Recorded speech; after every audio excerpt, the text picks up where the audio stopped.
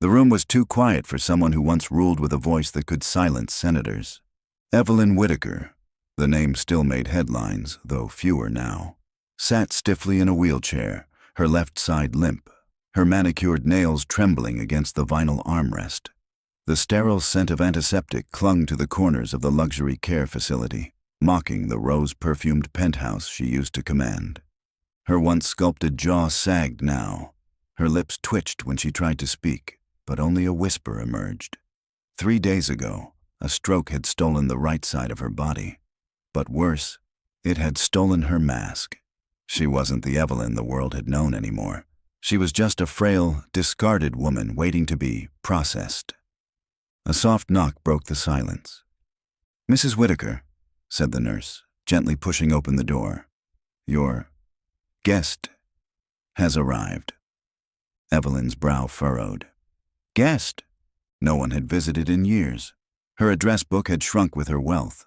Even her closest colleagues, the ones who used to raise glasses to her at black tie galas, had faded into silence when the scandal broke. But then, she heard it. Heels clicking against linoleum, slow, deliberate, confident. And then came a voice. "Hello, Mother." Evelyn's entire body jolted. Her one good hand gripped the wheelchair's arm. That voice wasn't familiar, but the eyes were. Emerald green, her own. The woman standing before her was tall, poised, draped in a fitted black blazer that clung to strength and elegance alike.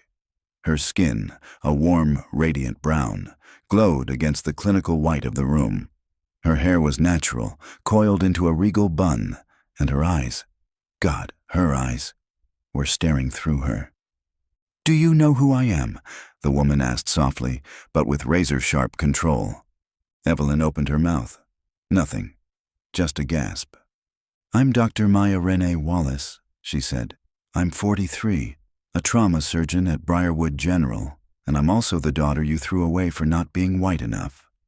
Evelyn's vision blurred. Maya stepped closer, calm as steel forged in fire. "You don't have any listed next of kin," she continued. "But you do now, because I signed the medical consent form. That means your care, your life. It's in my hands now." The silence that followed wasn't peaceful. It was suffocating. And in that silence, Evelyn Whitaker, the woman who had once silenced boardrooms and banquets with a single glance, realized the truth.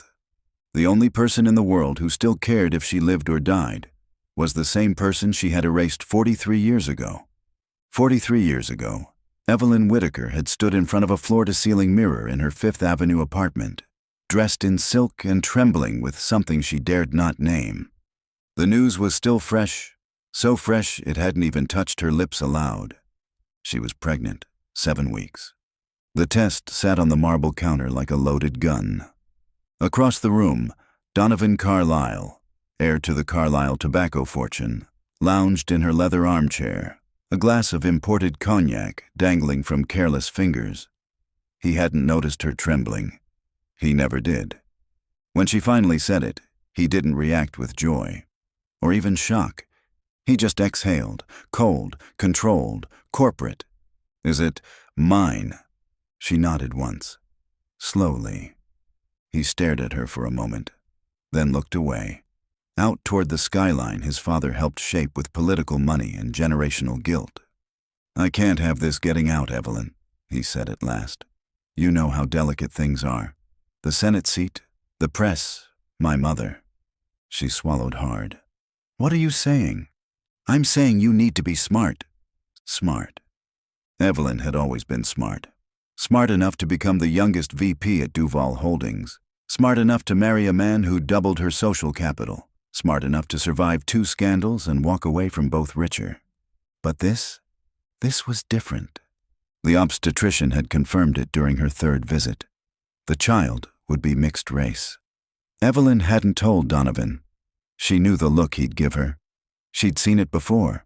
In boardrooms, in fundraisers, in the way women like her were praised for charity but not for complicating bloodlines. Her own mother's words came back like ice against her spine. "People like us don't take risks, Evelyn. We maintain legacies." By the time she was 8 months pregnant, Evelyn had vanished from New York's spotlight. A European work assignment, the papers said. A wellness retreat, according to her secretary. In truth, she had checked herself into a private birthing clinic 3 hours outside the city, the kind of place where wealthy women went to erase mistakes. Maya, though she hadn't been named yet, was born on a rainy Wednesday morning. Evelyn held her for 17 minutes. She counted the curls on her head, watched her chest rise and fall. The child had her eyes, and Donovan's nose, and skin the color of cinnamon sugar. She was perfect, and in Evelyn's world, completely unacceptable. When the social worker walked in, clipboard in hand, Evelyn didn't cry. She didn't scream or plead or stall. She just nodded once. Signed. "Are you sure?" the woman asked gently. Evelyn stared out the window. "I'm certain." Later that night, she walked back into her penthouse like nothing had happened. She stood in that same mirror. Her body was sore, but her face was flawless. Not a trace of motherhood on her. Donovan never mentioned the baby again. He proposed 6 weeks later at the Metropolitan Gala. Evelyn smiled for the cameras. White teeth, white dress, white lies. They divorced 4 years later. No children, no second chances. And the child she had named, quietly in her mind, Maya, became nothing more than a sealed file in a locked drawer. A ghost? Evelyn refused to acknowledge, even to herself. Until now. Evelyn stared up at the woman who claimed to be her daughter. No, not claimed, declared. There was no questioning it now. Not with those green eyes. Not with that voice. Calm, clipped, deliberate. The kind of voice Evelyn used to wield in boardrooms when closing multi-million-dollar mergers. But now that tone didn't belong to her. It belonged to Maya. Maya set down her black leather briefcase on the side table with surgical precision. "Your attending physician signed the discharge orders this morning," she said, removing a thick envelope from inside. "You're being transferred into long-term care. Your insurance covers the basics, but not the level of privacy you're used to." Evelyn blinked. "I've reviewed the facilities available under your current coverage," Maya continued. "One of them had a bed in a shared room with a curtain between you and a 78-year-old woman who watches television at full volume. Another had a sanitation violation 3 weeks ago." She paused, watching her mother closely. Evelyn tried to speak, to interrupt, to control, to do something, but her voice came out as a rasp, too weak to hold weight. Maya leaned in slightly. "But here's the thing. They won't have to put you in any of those places." Evelyn's eyes widened slightly. "I have a home," Maya said flatly. "A guest room that can be converted for your care. I have a live-in nurse. I have everything you need, and I've signed the forms. Legally, I'm now responsible for your medical decisions." There was no warmth in her voice, only fact. "You're taking me home?" Evelyn finally whispered. Maya tilted her head. "I'm bringing you into my home," she corrected. "There's a difference." She stood up, pacing slowly across the room. "For 43 years, I was a footnote in someone else's life, a sealed envelope, a secret. You had me erased so cleanly that even the hospital records were redacted." She turned, facing Evelyn again. "But I found you anyway." Evelyn looked away, shame pressing down like gravity. "My adoptive parents were loving," Maya continued. "They told me the truth when I was 16. I never hated them for not being you, because they were everything you weren't. Present, kind, unafraid." A pause. "I became a trauma surgeon because I wanted to fix what other people abandoned. I wanted to be controlling chaos, something I never had growing up." She walked back toward the bed, her face inches from Evelyn's. "But don't mistake my presence for reconciliation. This isn't about forgiveness." Evelyn's lips quivered. "This," Maya gestured between them, "is about accountability." The silence was thick, electric. "Why now?" Evelyn croaked, voice hoarse. "Why would you come for me now?" Maya gave a small, joyless smile. "Because they called the emergency contact line on your chart. There wasn't one. I got a notification through a database I monitor for biological matches. I saw your name, your condition, and I made a decision. She reached for her briefcase again, pulling out a simple manila folder. This is your future, she said, placing it on the bed. Inside are the care plans, insurance approvals, and legal paperwork. Evelyn didn't move. Maya didn't flinch. You see, Mother, the word tasted acidic coming from her mouth. I'm not here to hurt you. I'm here to make sure you see what you threw away. She turned toward the door, her voice calm. Your empire is crumbling. Your friends have distanced. Your money is locked up in legal battles.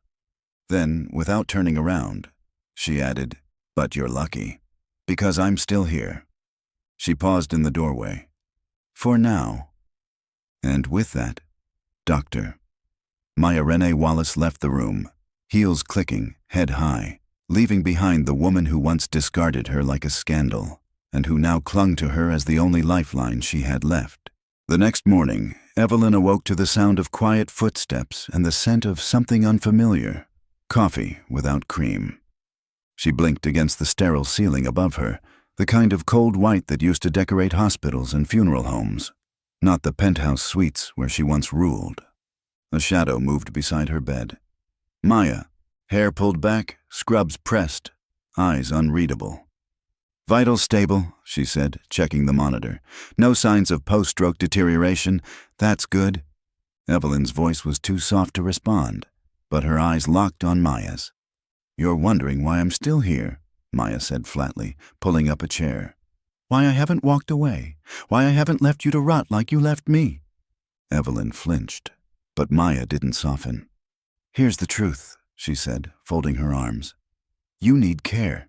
You need someone to make decisions for you, to sign your paperwork, to advocate for you when you can't speak. The state doesn't care what name you built. They care about the emergency contact on file. She leaned forward, voice low. And right now, that's me. Evelyn opened her mouth, but Maya cut her off with a raised hand. But I'm not your caretaker, Evelyn. Not yet. I'm your reckoning. The word landed like a slap. I've made arrangements, Maya continued, sliding a second folder onto the side table. 2 options. She held up one finger. Option 1. You move into my house. You live under my roof. I provide your care. You attend dinners, holidays. You get to know the grandchildren you've never met. Another pause. But it comes with conditions. Evelyn's brows furrowed. You will publicly acknowledge who I am.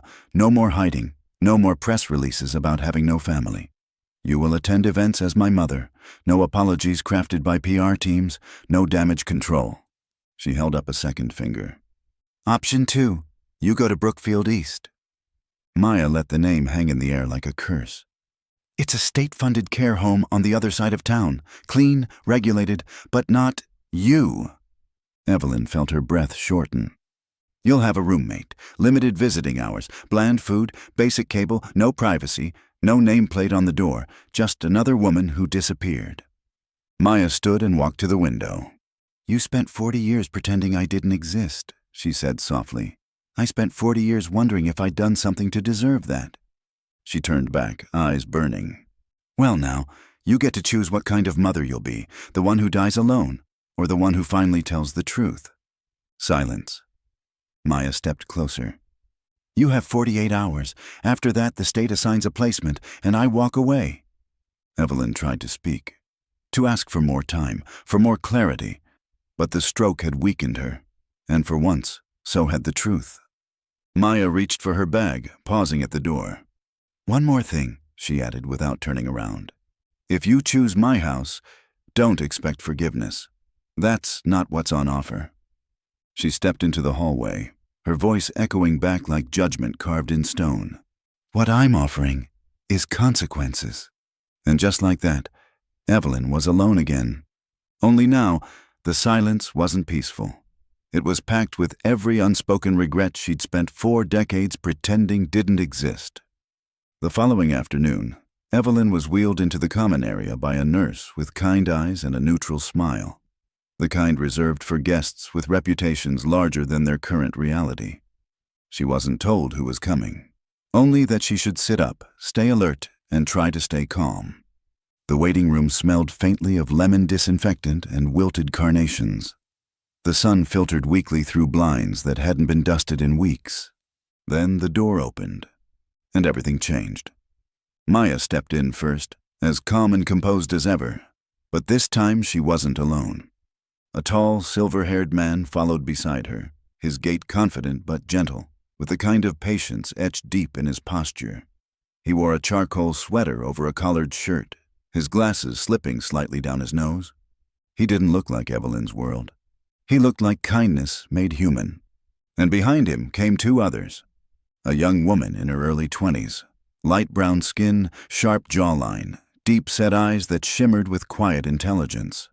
Her long curls were tied into a high ponytail, and she held a medical textbook in one hand like it was part of her body. Beside her, a teenage boy, taller than his sister, with strong shoulders, thoughtful eyes, and an unspoken protectiveness that sat heavy in his silence.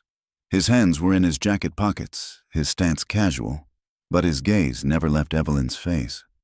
Three strangers, except they weren't strangers at all. Maya stopped beside the wheelchair. Her voice was careful, neutral. "Mother, I'd like you to meet my family." Evelyn's breath caught at that word. Family. "This is Dr. Samuel Wallace," Maya continued. "My adoptive father. He taught literature for 32 years at Brighton University before retiring last fall." Samuel stepped forward and offered his hand, not for her to shake, but to rest on hers. His eyes were warm, earnest. "Nice to meet you, Mrs. Whitaker," he said gently. "Maya's told us a lot, and also very little." Evelyn swallowed hard. You raised her?" He nodded once. "From the time she was 6 months old." "She was—" Her voice faltered. "Was she?" "Brilliant," he said without hesitation. "Brave, stubborn, kind. Everything you hope for in a daughter, and more."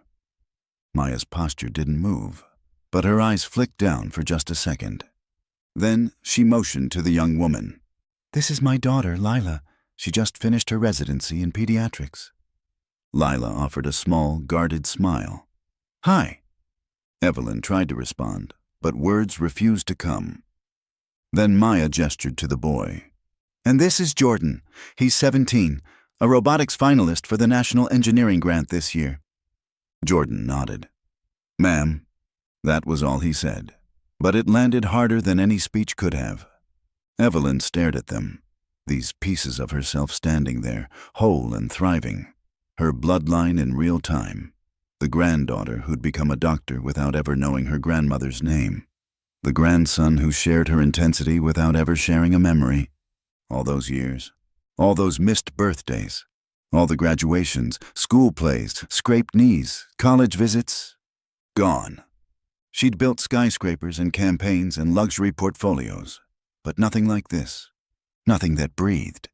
"I didn't," she whispered. "I didn't know." "You didn't want to know," Maya said evenly. "That's what hurt the most." Silence wrapped around them like gauze. Then Samuel pulled out a folder and opened it across the coffee table. "We've reviewed the care requirements," he said gently. "Maya's home has the space. We've arranged for equipment, transportation, private nursing if needed. It's not charity. It's a choice."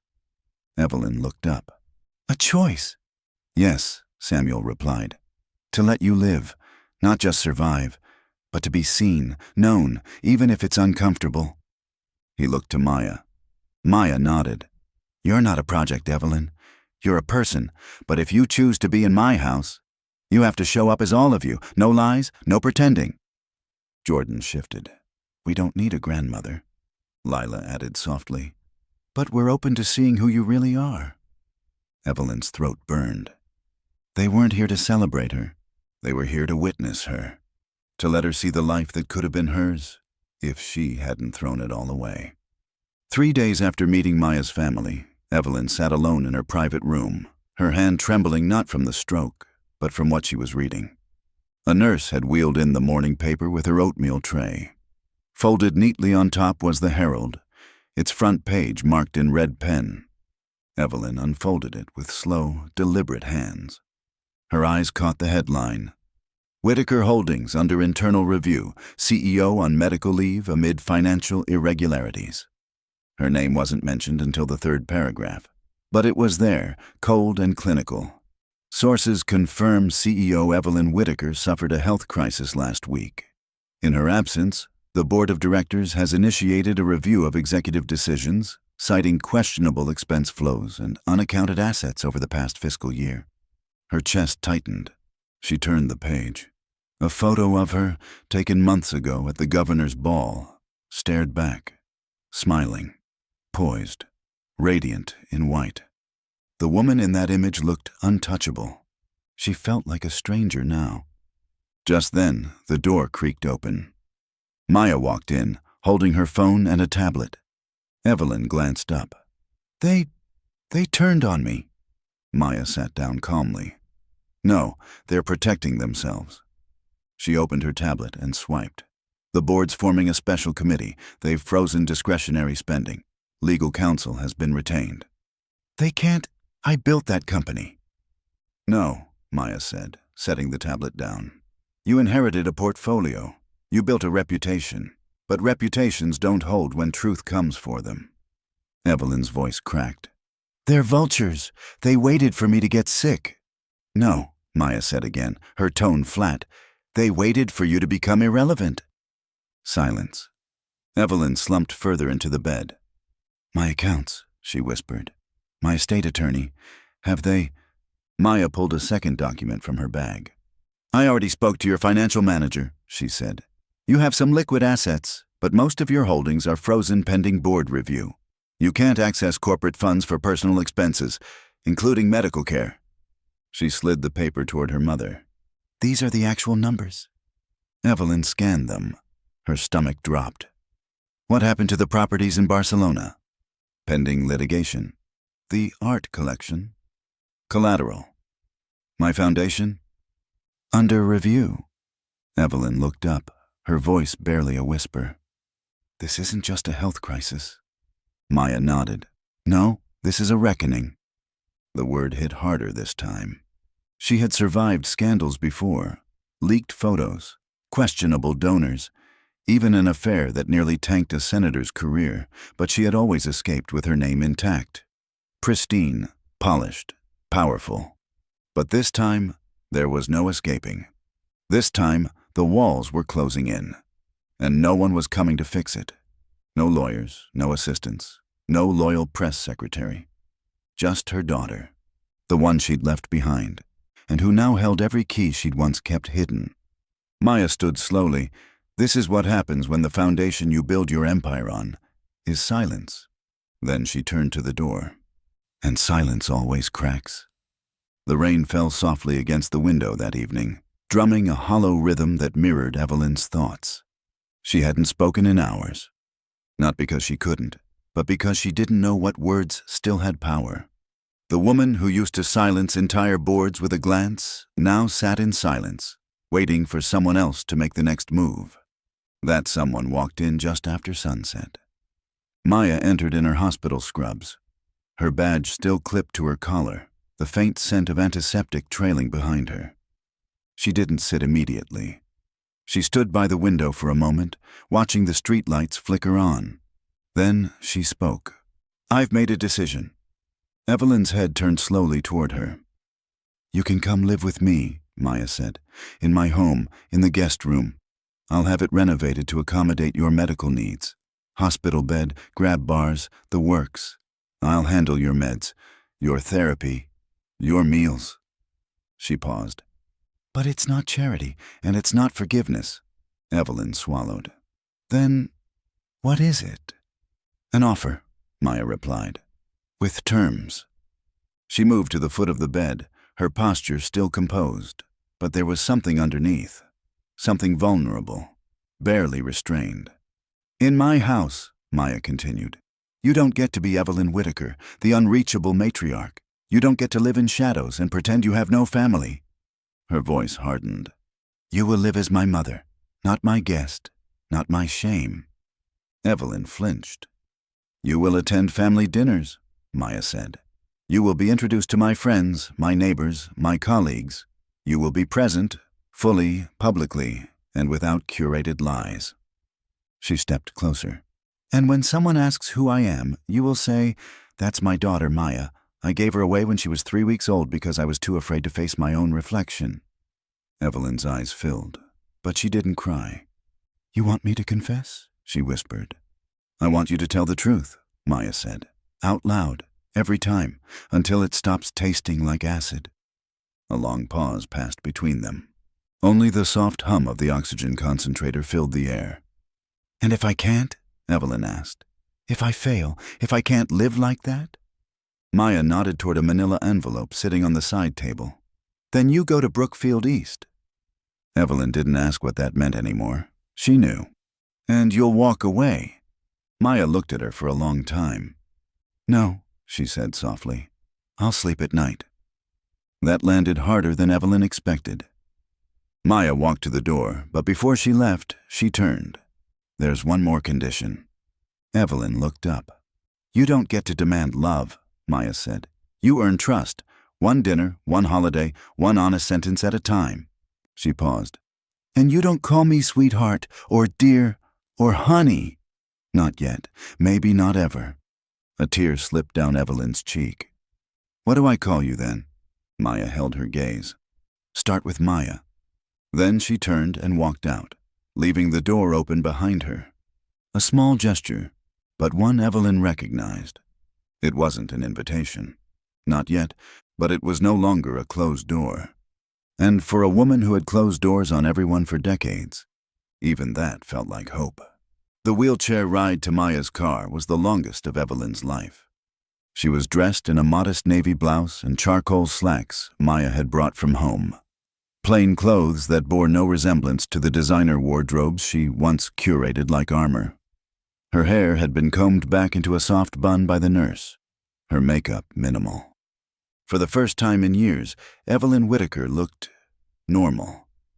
The hallway buzzed faintly with staff and visitors. No one looked up. No one whispered her name or tried to snap a photo.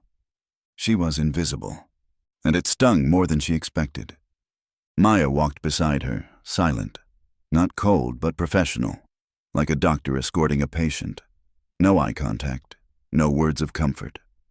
When they reached the car, Maya opened the back door herself. Samuel, her adoptive father, stepped out from the driver's seat to help lift Evelyn gently into place. He was kind, careful, and wordless. Inside the vehicle, Evelyn looked out the tinted window as the care facility faded from view. She had expected to feel relief. She felt something closer to dread. 20 minutes later, they pulled into a quiet suburban cul-de-sac. 2-story homes, trimmed hedges, wind chimes. Maya's house was simple but elegant. A wraparound porch, slate gray siding, tall windows with white trim. Nothing extravagant, but everything intentional. As Samuel helped unload the medical bag, Maya led Evelyn through the front door. The hallway was painted a soft sage green, and family photos lined the walls, moments frozen in time that Evelyn had never been a part of. There was Maya at graduation, Maya with her children, Maya and Samuel on a camping trip. And then Evelyn stopped. A photo of a baby, brown-skinned, green-eyed, swaddled in a pink blanket, held by a smiling black woman whose warmth radiated off the frame. "Her name was Grace," Maya said behind her. "My mother, the one who raised me. She passed 6 years ago." Evelyn's mouth went dry. "She used to keep that photo by her bed," Maya added.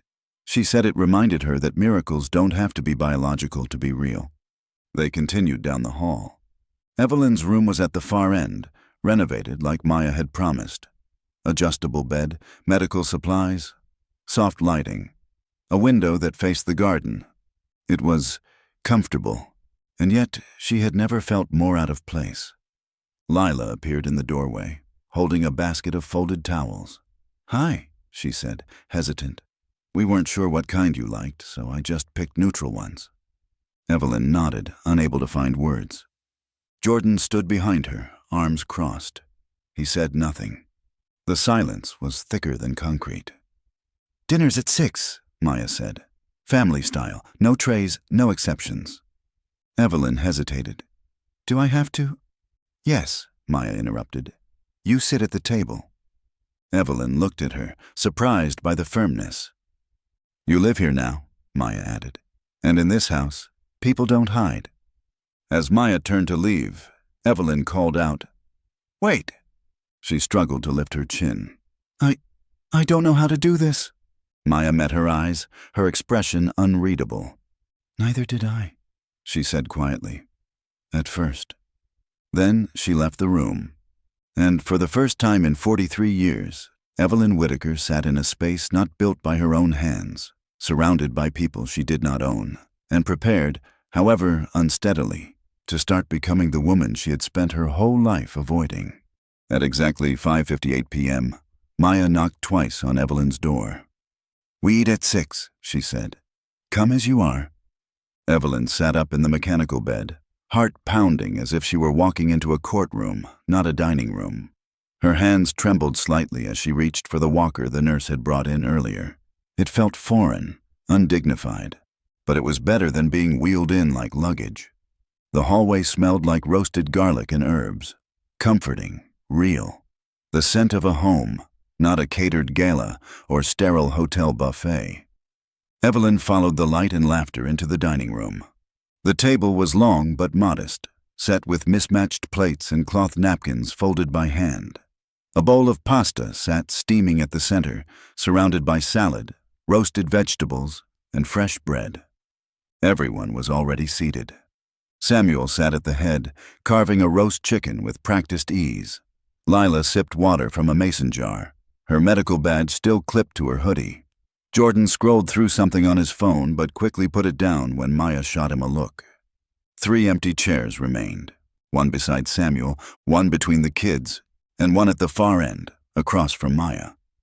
That was the one they'd saved for her. Evelyn moved slowly, carefully. Her walker screeched softly against the hardwood floor. Every step felt like a spotlight. She reached her seat with effort and sat down, exhaling as if she'd crossed an ocean. No one clapped. No one gushed.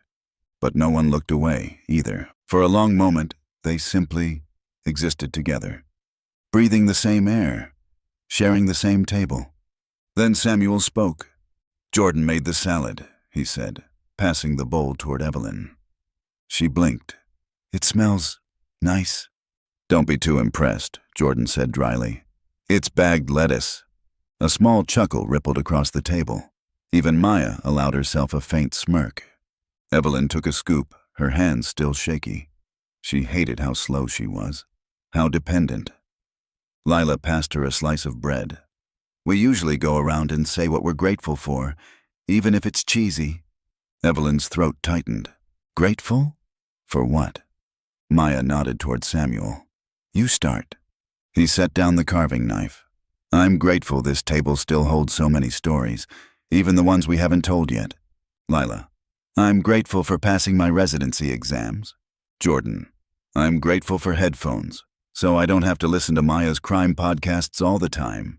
Another wave of soft laughter. Then Maya looked directly at Evelyn. Everyone followed. The room quieted. Evelyn cleared her throat. I'm grateful, she said slowly, to be here, even if I don't quite know what that means yet. It wasn't elegant. It wasn't quotable, but it was honest. Maya gave the faintest nod. That'll do. Dinner continued. The conversation danced around her. School, work, a funny incident involving a broken washing machine, and Jordan's refusal to call a plumber. The topics were light, but alive. Evelyn didn't speak much. She didn't know when to jump in. She wasn't used to conversation that wasn't controlled or scheduled. But she listened to Lila's sarcasm, to Jordan's dry humor, to the way Samuel glanced at Maya when she seemed tired, to the way they all remembered who liked which part of the chicken. This was intimacy, not performed, but practiced. And it had never included her. By the time the plates were cleared and the table wiped, Evelyn felt like she'd run a marathon. No one had insulted her. But no one had pandered to her either. She wasn't Evelyn Whitaker, the brand. She was just Evelyn, a woman trying to relearn how to belong to something she never nurtured. The house was still that night. Maya had retired early, leaving Evelyn in the living room. Wrapped in a soft blanket Samuel had draped across her knees. Rain tapped gently against the windows, polite, persistent. Evelyn sat alone, her eyes tracing the spines of the books on the nearby shelf. Not a single one bore her name. Not a memoir, a magazine, or a newspaper article. Just novels, journals, and family photo albums. She was a stranger in a space built on everything she had rejected. She wasn't sure how long she'd been staring when she heard footsteps behind her. Maya entered, a glass of water in one hand, her phone in the other. She looked surprised to see Evelyn still awake. "I couldn't sleep," Evelyn said, voice low. Maya didn't respond. She set her glass down and leaned against the doorway. "Do you need something?" she asked, not unkind, but distant. Evelyn looked down at her hands. They were shaking again. "I need to say something," she whispered. Maya stayed still. Evelyn inhaled shakily. "I gave you away. Not because I hated you. Not because I didn't want a child, but because I was afraid of being seen." Maya's brow furrowed. Evelyn pressed on. "Your father, Donovan, he was powerful, cold, from a family where perception was currency, and I wasn't strong then. I was ambitious, yes, strategic, but not strong." She swallowed. "When I found out I was pregnant, I thought I could handle it. I told myself I'd leave him, that I'd raise you alone, that I'd fight." A bitter smile ghosted her lips. "But then I saw your ultrasound. I saw your skin, even then, and I realized you'd come into the world carrying something I had spent my entire life avoiding. Truth." Maya didn't speak. Her face was unreadable. "I wasn't ready to lose everything I'd built, the clubs, the investors, the name. I convinced myself it was for your sake too, that growing up in that shadow, with the questions, the looks, would hurt you more." She shook her head slowly. "But the truth is, I didn't do it for you. I did it for me." Maya's jaw tightened. "I thought silence would erase guilt," Evelyn added. "But it didn't. It just buried it, and it grew teeth." There was a long pause. Maya finally stepped into the room, standing near the edge of the couch. Her arms were crossed, but her voice was calm. "You let me grow up thinking I wasn't enough to fight for." Evelyn flinched. "You chose boardrooms and banquets and press galas over lullabies and scraped knees." "I know," Evelyn whispered. "No, I don't think you do," Maya replied. "You think admitting it makes it balanced. It doesn't." Evelyn looked up, her eyes shining. "I don't expect it to. I just needed you to know the truth, even if it's ugly." She reached for her glass with trembling fingers. "I don't want to rewrite the past, Maya. I can't, but I also don't want to die with lies on my tongue." Maya stared at her mother, the woman who had once been untouchable, now reduced to trembling honesty. "I used to imagine meeting you," Maya said quietly. "I used to imagine you crying, begging, telling me you regretted everything." She exhaled. "But this is harder." Evelyn's lips parted. "Why?"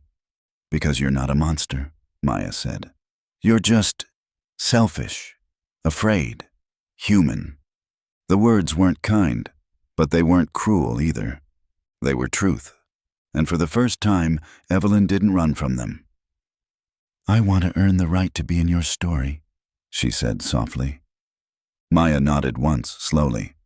"Then stop trying to fix the past," she said. "Just be honest in the present." And with that, she left the room, leaving Evelyn alone with her confession, her grief, and the quietest beginning of something she had never allowed herself to want. A relationship not built on image, but on truth. The clock on the microwave blinked 2:13 a.m. The house was still. Even the rain had stopped.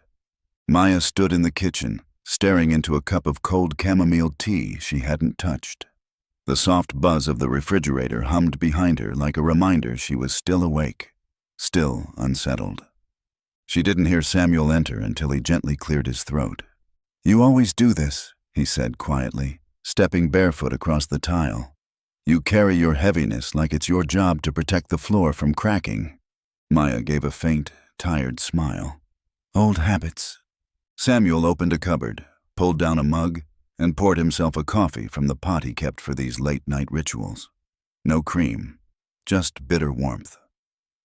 "She talked tonight," Maya said, not looking up. "Really talked. For the first time." Samuel nodded. "I heard." "She told me why she gave me up," Maya continued. "Said it was about fear, about being seen." She ran her finger along the rim of the mug. "I thought I wanted to hear it.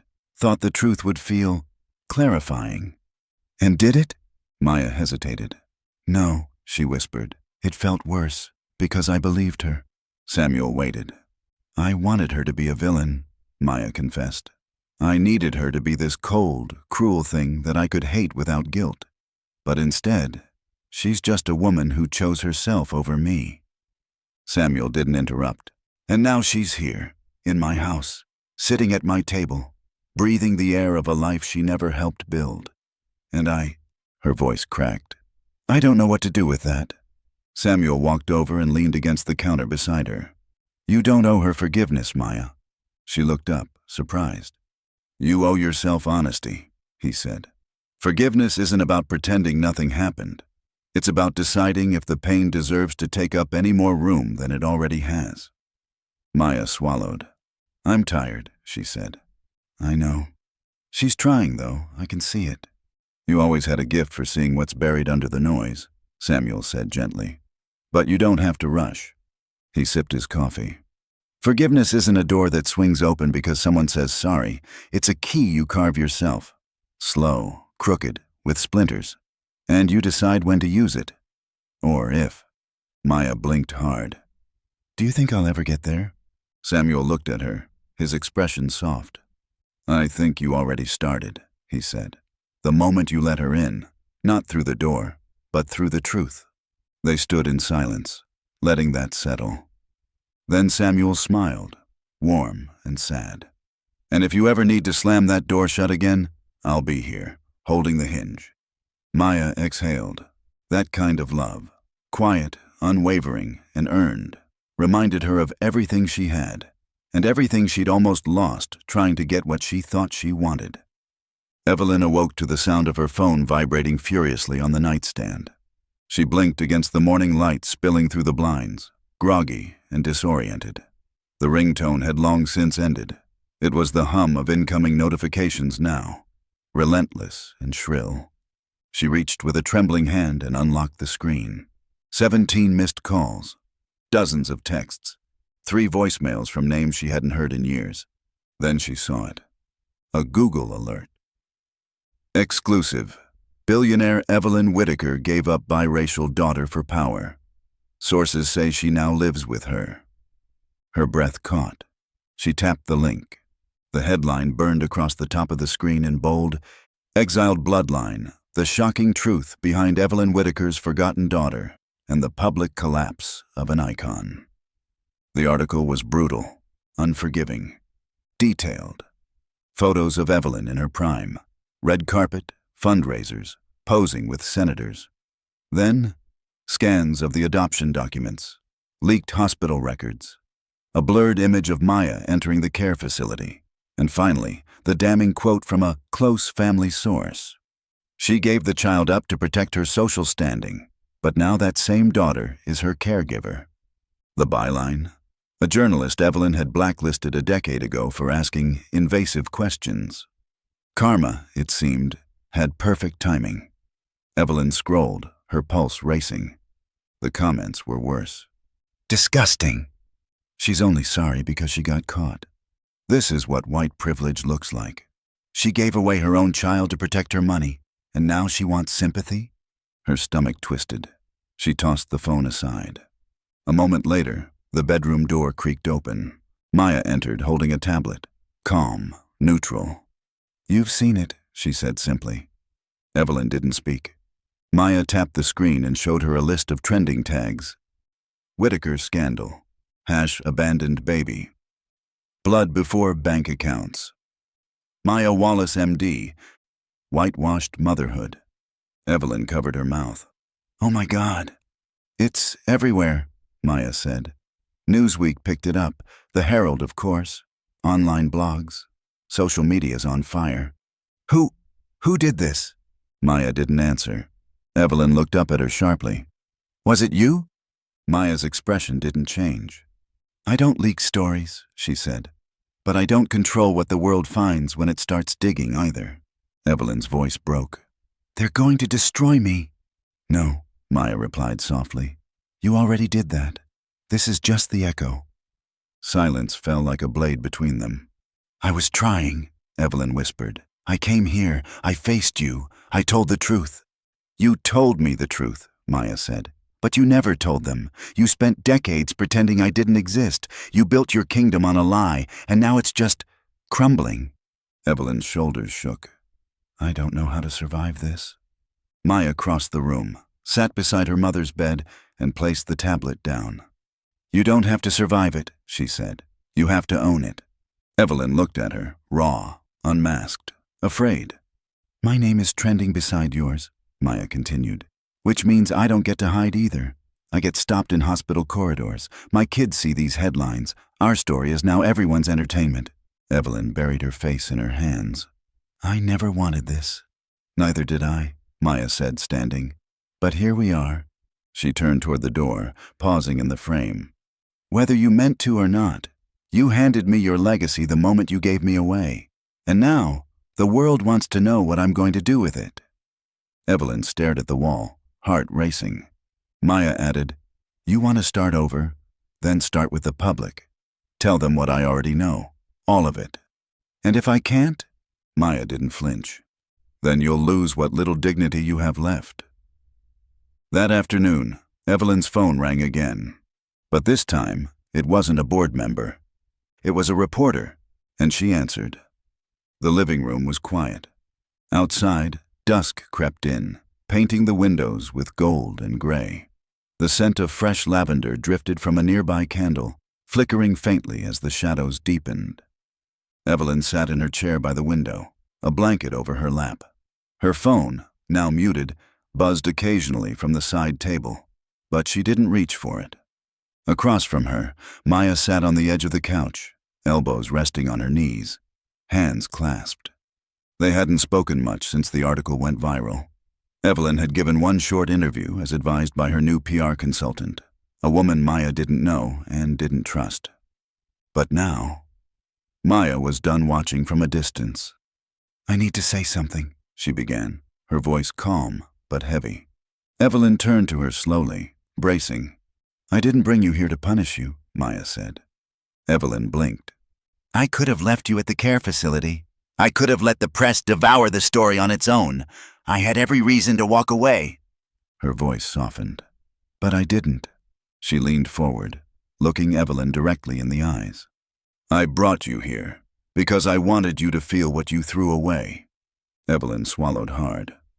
I wanted you to sit at a table where people laugh without permission, where there's no curated lighting, no media advisors, no staged family photos. She paused. I wanted you to hear Jordan's sarcasm, to see Lila with her coffee breath and medical books, to see the dad who chose me when you didn't. Maya's voice cracked just slightly. I wanted you to know what it's like to be chosen, Evelyn. Not for status, not for wealth, but for who you are. Messy, scared, broken. She looked down, her fingers interlocked. I spent years thinking that if I ever met you, I'd want to scream, or cry, or walk away without saying a word. A long pause. But then I thought, what if I let you see it? What if I let you live inside the very love you abandoned? Would it change you? Would it undo something? Evelyn's throat tightened. And if it didn't, Maya continued, at least I'd know I tried. The words sat between them like sacred weight. I didn't bring you here for revenge, she repeated. I brought you here so you could finally be seen. Not as Evelyn Whitaker, the brand, but as Evelyn, the mother, the woman who made a mistake, who has to live with it. Evelyn's voice came out as a whisper. Do you think I can be forgiven? Maya looked at her, not as a child longing for answers, but as a woman standing in her own truth. I don't know, she said honestly. That's not something I give. That's something you build. Another pause. But you're here, Maya added, which means maybe It's possible. And for the first time since she had come under this roof, Evelyn let herself believe that maybe she wasn't just being tolerated. Maybe, slowly, painfully, imperfectly, she was being given the one thing she had never earned, a second chance. It happened over dinner, not by design, but because truth has its own sense of timing. The kitchen was quiet, the table set with takeout containers and mismatched plates. No laughter, no banter, just the low hum of tension thick enough to bite. Maya hadn't said a word since the article broke. Not about the comments, not about the emails, not even about the donation Evelyn had made, privately, anonymously, to the hospital's maternity fund. But her silence said enough. It was Lila who finally broke it. "You know," she said, stabbing her fork into her salad, "people at work keep asking me if the rumors are true." Evelyn looked up, startled. "What rumors?" she asked, cautiously. Lila stared at her. "That you gave away your daughter because she was black," she said plainly. "That you built an empire off the lie that you had no children, that you raised millions for women's causes while burying your own motherhood." Samuel shifted in his seat. Maya looked down at her plate. Evelyn opened her mouth, closed it. Jordan spoke next, voice low but steady. "I had a classmate pull up a picture of you from the 80s, he said. Said, 'Yo, this your grandma? The racist one who dumped her kid?'" Evelyn's eyes watered. "I didn't mean for this to—" Jordan cut her off. "You didn't mean to get caught. That's not the same as doing the right thing." Lila leaned forward.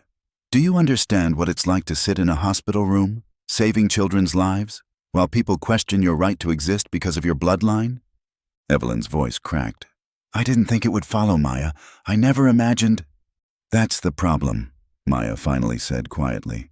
"You never imagined anything past yourself." Silence. "You thought giving me up erased the consequence," she continued. "But consequence doesn't vanish. It multiplies. It grows up. It goes to school. It becomes a doctor. It becomes your granddaughter. It sits across from you at dinner, wondering if you're still trying to control the narrative." Evelyn folded her hands, her knuckles pale. "I didn't expect forgiveness, but I hoped—" Lila stood up. "Hope isn't a currency here," she said. "Honesty is." She grabbed her plate and walked it to the sink, standing there with her back turned. Jordan watched her go, then turned back to Evelyn. "I don't hate you," he said. "But I don't trust you either." Evelyn nodded, her voice a whisper. "That's fair." Samuel finally spoke, his voice even. "Evelyn, the hardest thing about this house isn't what you did. It's that we still set a place for you, anyway." He looked at her gently. "But that place doesn't come free. You earn it, every day." Evelyn stared at her plate, untouched. She wasn't hungry. She was humbled. And not by media scandals or brand damage, but by the eyes of the people she had never meant to hurt, and yet wounded by decades of absence. Finally, she looked at each of them in turn. Maya, Lila, Jordan, Samuel, her voice shaking. "I can't change what I did. I can't undo what you've had to carry because of me, but I want to be accountable. Not just in press releases, in rooms like this, at tables like this." She inhaled deeply. "You don't owe me a single thing, but I owe you everything." Maya didn't speak, but she didn't leave the table either. And for now, for tonight, that was enough. The studio was colder than Evelyn expected. Bright lights flared overhead, casting every wrinkle and line into sharp relief. There was no soft filter here, no makeup team fussing over angles, just cameras and consequences. Across from her sat Marla Jennings, a well-known investigative journalist known for her sharp instincts and sharper questions. She was composed, elegant, and clearly ready for blood. The countdown blinked silently. 3, 2, 1. "We're live." Marla turned slightly to face the camera, her expression measured. "Good evening. I'm Marla Jennings. Tonight, in an exclusive conversation, we speak with Evelyn Whitaker, once a household name in philanthropy and finance, now at the center of a personal and public reckoning that has shocked the nation." She turned back to Evelyn. "Thank you for being here." Evelyn nodded slightly. "Thank you for having me." Marla didn't waste time. You've remained silent since the story broke about Maya Wallace, your daughter. You've issued no press release, no official statement. Why now? Evelyn inhaled slowly. Because it's time, she said, her voice steady but quiet. Time I stop hiding behind silence. Marla leaned in. Let's start at the beginning. Did you give up your daughter because she was biracial? The question hung like thunder in the studio. Evelyn didn't flinch. Yes, she said. Marla blinked, surprised at the bluntness. I was 28, Evelyn continued.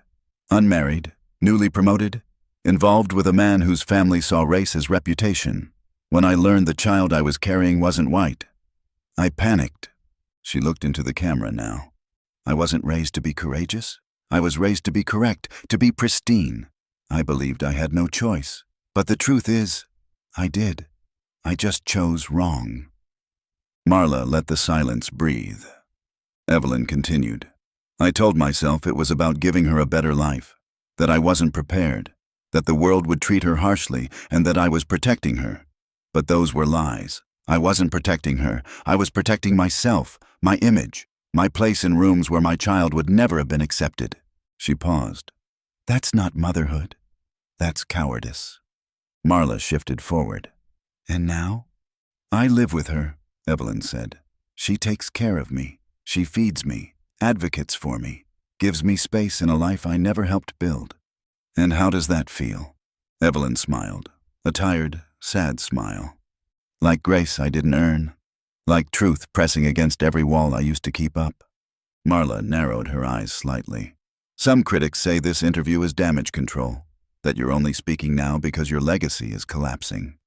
I don't blame them, Evelyn said. They're probably right. But if there's one thing I've learned from Maya, it's that timing doesn't change the weight of the truth. Late is still honest, if you mean it. Marla sat back. You're aware your name will likely never recover? Yes. And you're okay with that? No, Evelyn said truthfully. But I'm okay with not running anymore. A beat. Marla softened, just slightly. What do you want from the public? Evelyn looked down. Nothing. She looked up again, her voice quieter now. I want my daughter to look at me one day and not flinch. The words stunned even Marla. And until then, Evelyn added, I will keep showing up, keep being present, keep answering the questions, even the ones that shame me, because that's what I owed her 43 years ago. She paused. And maybe what I owe myself now. Marla gave a faint nod. One last question. Evelyn braced herself. If Maya weren't a successful doctor, if she were homeless or struggling or unknown, would you still be here? Evelyn didn't blink. I don't know, she said, and that's the most honest thing I can say. Silence again. But this time it wasn't condemnation. It was clarity.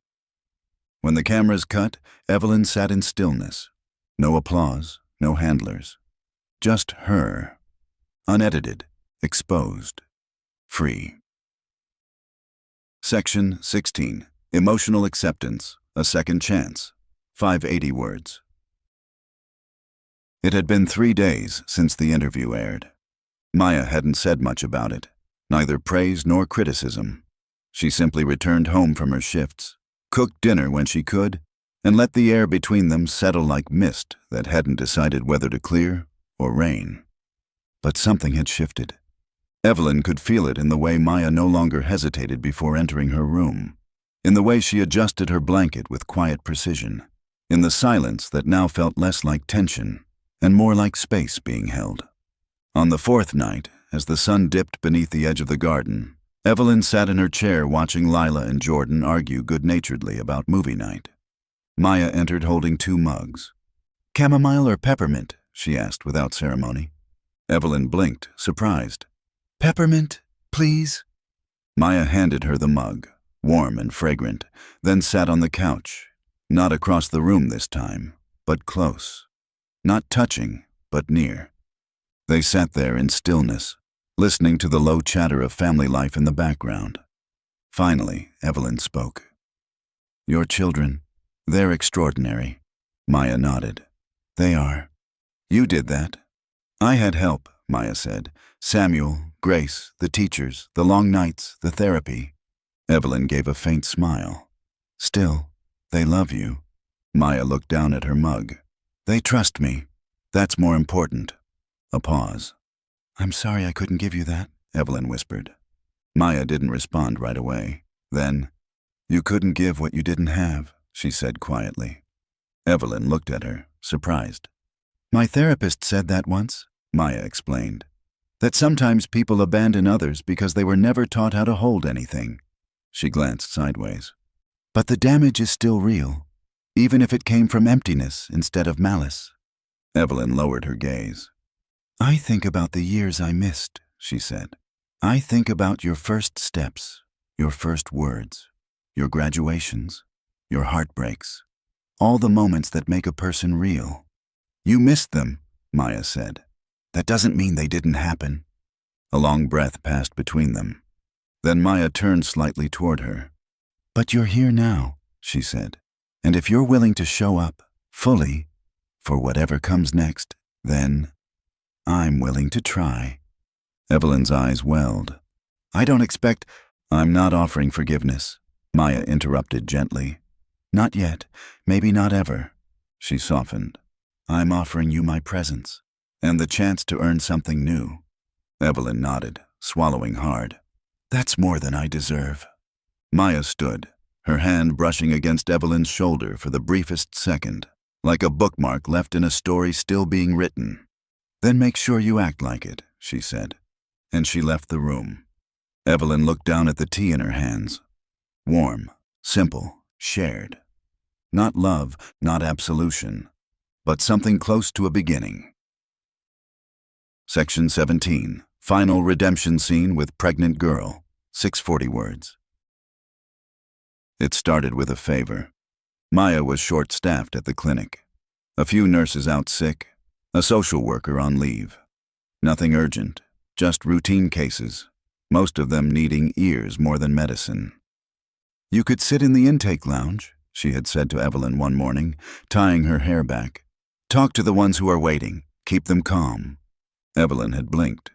You want me to help? I want you to listen, Maya replied. Sometimes that helps more. So she went. Wearing a soft blue cardigan and a silver brooch Maya had left out for her, Evelyn sat quietly in the corner of the clinic's small intake room. Patients came and went. Some were chatty. Others avoided eye contact. Then she arrived. She couldn't have been more than 19. Pregnant. Alone. Wearing a hoodie 2 sizes too big and eyes that shifted from the floor to the door every few seconds, as if weighing escape. Evelyn watched her from across the room. Recognized something. A kind of trembling fear you don't fake. After a while, Evelyn moved to the chair beside her. They're gentle here, she said softly. No one will shame you. The girl looked over, startled. I wasn't, she started defensively, then sighed. I just didn't think I'd be sitting here. Not like this. Evelyn smiled. I know the feeling. The girl hesitated. You a nurse? No, Evelyn said. Just someone who's made a few big mistakes. The girl tilted her head. Like what? Evelyn looked her in the eye. I gave away my daughter. The girl's expression changed. Not judgment, just attention. I was young, ambitious. I thought I had too much to lose, Evelyn said. And I told myself it was the best decision, that someone else would raise her better, that I was protecting her. She looked down at her hands. But the truth was, I was afraid, not of motherhood, but of what it would expose in me, what it would cost me. The girl swallowed. Do you regret it? Every day, Evelyn said. Not just for what I missed, but for the silence I built around it. The years I wasted pretending it hadn't happened. The girl shifted slightly. I don't know what to do, she whispered. I'm not ready. But the thought of just walking away. She trailed off. Evelyn reached out, gently resting a hand over hers. You don't have to decide everything today, but you do have to be honest with yourself. Don't let fear make the choice for you. Fear is loud, but it doesn't love you. Tears welled in the girl's eyes. Do you talk to her now? She asked. My daughter? Evelyn nodded. Yes, she's the strongest person I know. She saved me, even when she didn't have to. The girl wiped her eyes. Do you think this baby will save me? No, Evelyn said gently. But maybe you'll save each other. A nurse appeared at the door. Danielle? The girl stood, shaky but taller somehow. She turned back to Evelyn. Thank you. Evelyn nodded, her voice low. You matter. No matter what you decide, don't forget that. And just like that, Danielle was gone. But something lingered, a kind of quiet. Not regret, not this time. It was peace. Later that evening, Maya found Evelyn sitting by the window, sipping tea. How was it? She asked. Evelyn smiled, eyes distant. I think I did something right today. Maya nodded once. Good! She poured herself a cup, then sat beside her. And for the first time, without tension, without test, they sat together not as strangers or enemies or symbols of unfinished grief, but simply as two women, building something, one truth, one choice, one breath at a time.